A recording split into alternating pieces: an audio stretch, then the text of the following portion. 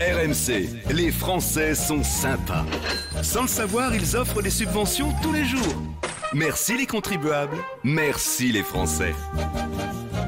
Alors là, Rémi, tu vois, parfois, on va embêter les élus pour 3 fois rien. Ouais. En Seine-Saint-Denis, il y a un élu sympa qui a utilisé l'argent de la ville pour payer l'apéro.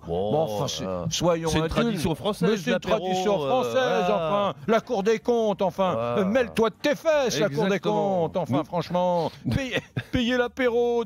C'est des petits apéros, c'est quoi, un petit café Non, 6 verres de whisky, une bouteille de chardonnay, 2 saucissons. Oui, de saucissons, bon, oui. Alors c'était l'apéro à qui, là En fait, ça se passe avant. On est en Seine-Saint-Denis. Ouais, donc on part de Villepinte. Villepinte, d'accord. Et en fait, c'est un adjoint de la maire qui a déposé plainte après qu'une note d'alcool a été mise sur l'ardoise de la ville et signée de son nom, à lui, par un autre élu. Tu me suis ? Ça va plus loin que ça. C'est comme si je faisais c'est comme si j'invitais tous mes copains.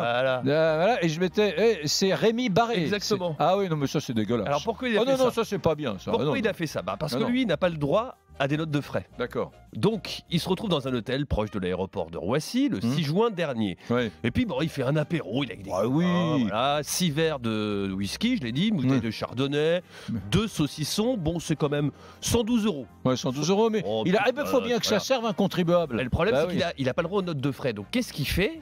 Il signe avec le nom d'un autre élu qui, lui, a le droit aux notes de frais. C'est mignon, c'est une façon de dire je t'aime. Oui. C'est une façon de dire je t'aime. Alors, comment on s'en est rendu compte ? Parce que, en fait, le problème, c'est que dans cet hôtel, proche de l'aéroport de Roissy, qui est pas loin de Villepinte, l'élu en question, donc qui lui a le droit aux notes de frais et qui s'est retrouvé avec son nom signé, il est bien connu dans cet hôtel. Il a le droit d'ailleurs, il est en charge du commerce, donc il connaît bien les gens. Et là, la direction de l'hôtel voit qu'il y a une note de frais signée de son nom, il passe un petit coup de fil à la mairie, il s'appelle Youssef Giard, cet adjoint. Pourquoi t'es pas passé nous voir ? D'habitude, tu viens toujours dire bonjour. Il fait comment ça, je suis pas passé vous, mais je suis pas venu. Si, on a une note de frais signée de ton nom. Et là, le poteau rose est découvert.